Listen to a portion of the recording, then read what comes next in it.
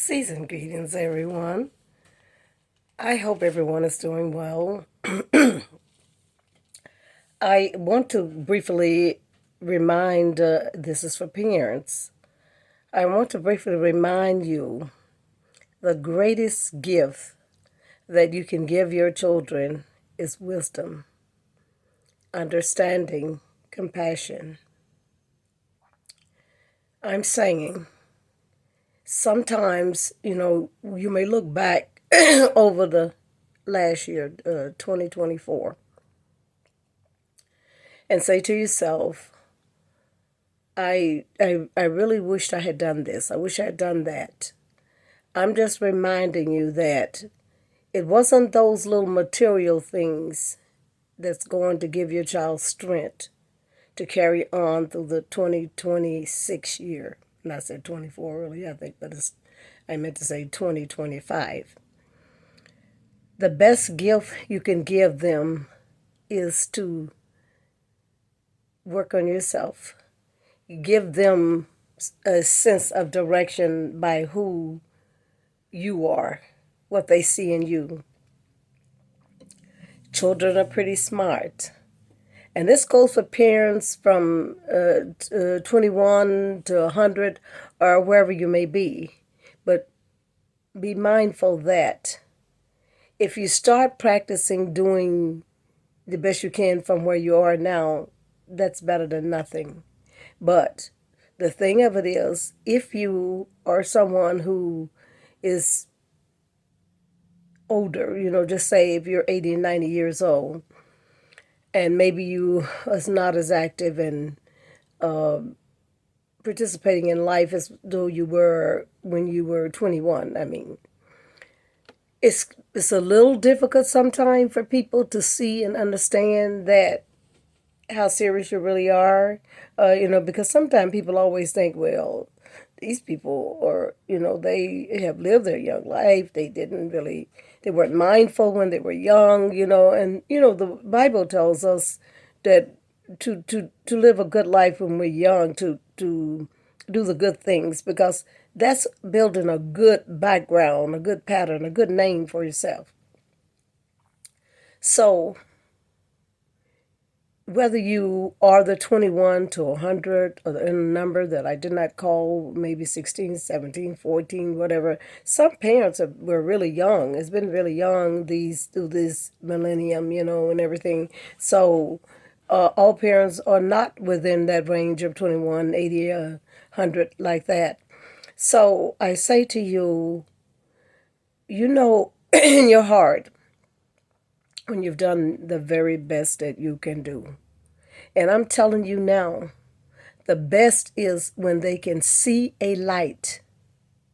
I'm a parent. My two didn't live past early pregnancy, but I know them, and I am even being more mindful of the way that I carried them, the way that I was in all of this, and my surrogate children. When I say surrogate, I'm only talking about relatives, children that I've adopted like my own, and friends, and just different children in the neighborhood, and people who just gravitate to me, children that gravitate to me.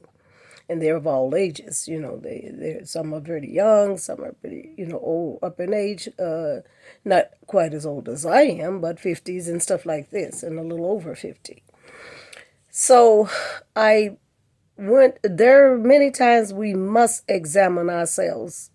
And a lot of times we just simply don't take the time to say to ourselves, what kind of legacy am I leaving, or what kind of image am I bringing forth? What do people see when they see me? Do they see a liar? Do they see dishonesty? Do they see cheating? Oh, don't get me wrong. We all have fallen short of the glory of God. Don't get me wrong, like I said. We've all come short of the glory of God. But the thing of it is to see ourselves, to know where we are, to know who we are in the light of our behavior, in the light of our intentions, because intentions are good, but when we can put that intentions to practice, that's when the people can see a light.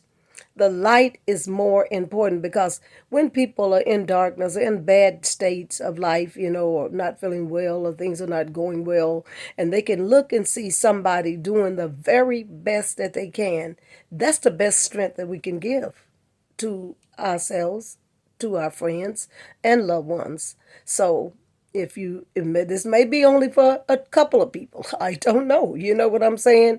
But if someone, that one can carry a word across nations, you know what I'm saying?